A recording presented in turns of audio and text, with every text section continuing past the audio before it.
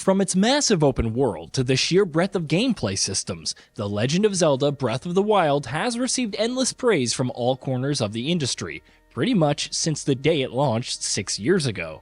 One thing that the game hasn't received too much praise for, however, is its story, which makes sense if we're being honest.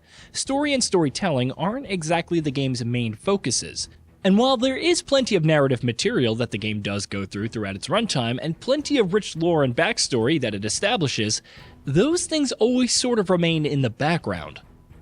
With the upcoming Tears of the Kingdom, however, we suspect Breath of the Wild's story might retroactively become much more important. It doesn't happen much with Zelda games, but Tears of the Kingdom is being positioned as the direct sequel to the 2017 open-world masterpiece, set in the same Hyrule, starring the same Link and Zelda and other characters, and picking up where its predecessor's events left off. As such, here we're going to take a look at the events of Breath of the Wild and recap its full story in preparation of its sequel's looming launch. A couple of notes before we get started though. First, on what we won't be talking about. We won't be talking about the Zelda timeline. It's a topic that fans of Nintendo's beloved franchise have had countless discussions on for over the years, and those discussions have only become much more pertinent since 2017. Because no one really knows where Breath of the Wild is placed in the timeline, there are theories, yes, and some of them are pretty good, but given the fact that Nintendo hasn't ever really officially confirmed or denied any of them, and has said nothing on its own part about Breath of the Wild's placement in the Zelda timeline, that's a discussion we're going to leave for another day. A second note. On the chronology of events, Breath of the Wild tells its story in a non-linear fashion, but that's not how we'll be covering it here. The game's story can essentially be split into 3 parts, 3 conflicts between Ganon and the forces of Hyrule across a long span of time. One that happened 10,000 years ago, one that happened 100 years ago, and one that happens in the present. That's how we're going to cover the story as well, beginning and taking it from there. With all that out of the way then, let's get started. 10,000 years ago, the Kingdom of Hyrule was at the absolute peak of its powers. Civilization was flourishing, and its technology had reached its absolute apex until that point, thanks in large part to the Sheikah tribe. But peace can never be everlasting in Hyrule, for the dark, enduring evil known as Ganon, or Calamity Ganon as he's known in this game, is always bound to its fate, and will return again and again in many forms to try and engulf the kingdom whole. The people of Hyrule were, of course, aware that Ganon's return was foretold, and so they prepared themselves for the looming war, primarily by creating marvels of warfare and technology. Using the technology of the Sheikah, they made 4 massive machines known as the Divine Beasts, and highly skilled warriors from different corners of the kingdom were chosen to be their drivers, known as champions to all. In addition to the Divine Beasts, they also made an army of automated machines known as Guardians. When Ganon finally returned, using the Divine Beasts and the Guardians, and with the help of the Champion of Hyrule and its princess, they were able to seal him away. For 10,000 years, Ganon remained dormant and sealed, but the cycle of conflict in Hyrule never ends. The story jumps forward, at this point, to 100 years before the events of the game itself. Though Hyrule has been flourishing in the evil entity's absence for thousands of years, its people knew that it was only a matter of time before that peace was threatened.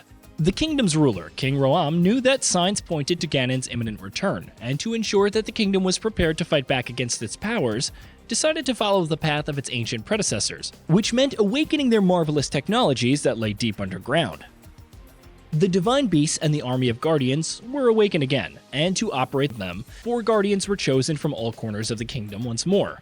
Highly skilled warriors hailing from different parts of Hyrule and belonging to different races of people. There was Mipha, the Zora champion, Daruk, the Goron champion, Revali, the Rito champion, and Urbosa. In addition to the 4 machines, 2 more crucial figureheads emerged first. Of course, there was Zelda, the princess of Hyrule, who, like the kingdom's princesses before her, was bound to the powers of the goddess Hylia, and was said to be the one who would use those powers to fight against Ganon and seal him back if needed. Then there was Link, an elite warrior who was chosen by the legendary Master Sword as its wielder and the champion of Hyrule itself, and would supposedly lead the charge against Ganon and his forces when the time came. Some time passes and Hyrule continued its preparations for the looming fight against Ganon, but not everything was going the way it was supposed to. The divine beasts were ready, the army of guardians were working as intended, and the champions and Link himself all seemed completely ready and able to do the tasks that were expected of them when the fight came. But Zelda, it seemed, was not having similar success. Duty bounded her to trying to awaken the power of the goddess Hylia in her blood so she could use it against Calamity Ganon, but no matter how hard she tried, the power would not awaken. That caused her plenty of distress, and more she started believing that she would never be able to fulfill her destiny and do what she needed to do at the moment of truth. There are other factors that led to her distress as well, and Link himself was among them. Appointed by King Rom as her personal guardian, the stoic and capable warrior was always by her side, and the constant babying, as she perceived it, was not something she appreciated. Chiefly because seeing him fitting into his expected role so perfectly only made her more insecure and resentful about her failure to do the same, and only made her more worried about why her powers wouldn't awaken. Over time, as Zelda and Link spent more time in each other's company, a friendship grew between the pair, and while her resentment for Link sort of ebbed away, her constant worries about her dormant powers did not. And, as it happened, she eventually ran out of time to be able to do much about it. As the people of Hyrule knew what would happen, Calamity Ganon rose again, but when he did, he struck in a way that no one could have anticipated. Immediately upon reawakening, he instantly used his ancient powers to effectively hack into the system of the four machines and the Guardians and bent them to his will. Using his newfound army, he struck Hyrule Castle and brought it under his control, and the ensuing conflict led to the deaths of King Roam himself as well as the four champions. Not long afterwards, things went from bad to worse. The fight against Ganon continued, even if it was an incredibly one-sided one, and though Zelda and Link were able to escape, they couldn't remain safe for long. Eventually, they found themselves chased down by Guardians, and though Link fought them off to keep the princess safe, he couldn't hold out for long.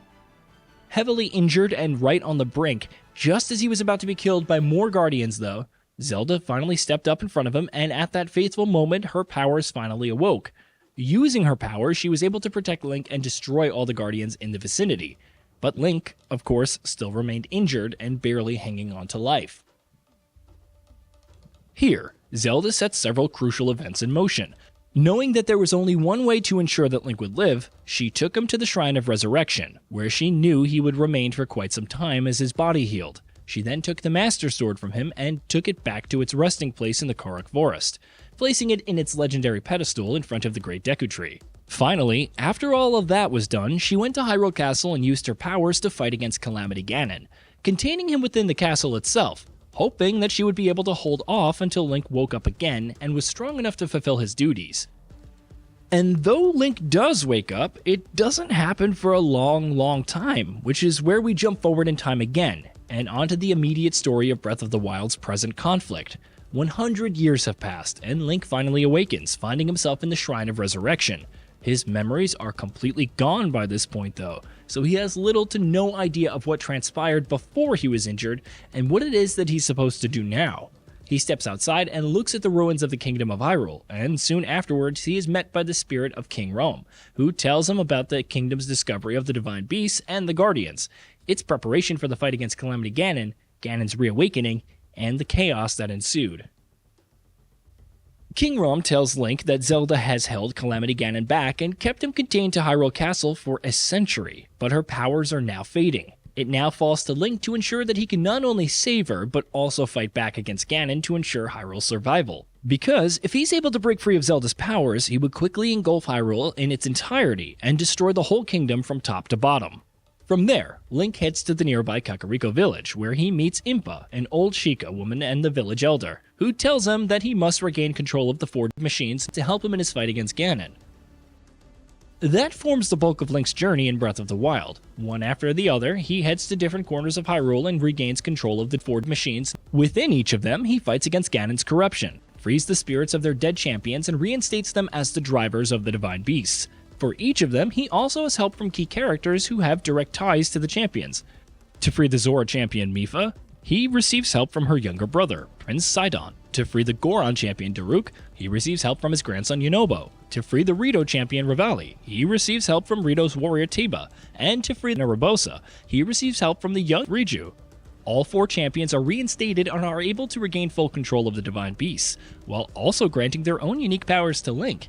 Meanwhile, throughout his journey across all of Hyrule, Link also slowly regains his memories and is able to piece the events of the past together.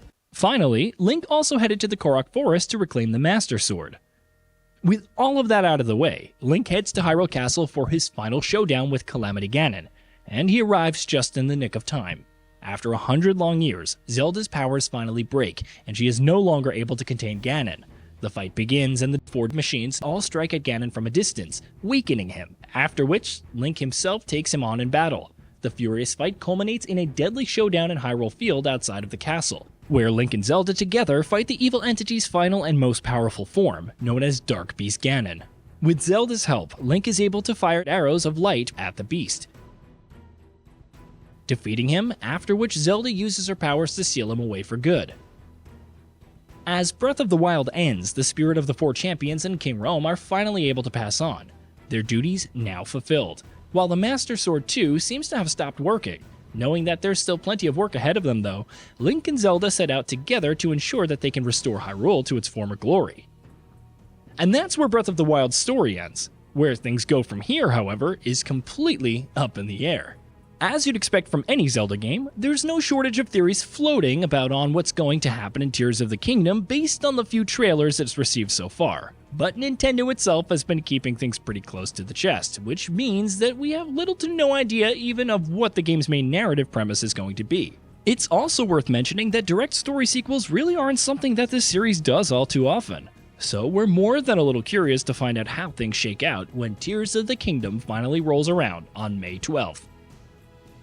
Hey, did you know that we at GamingBolt upload new videos every day? Stick around, drop a like, subscribe, and hit that bell, and let us know what kind of content you'd like to see in the future with a comment below.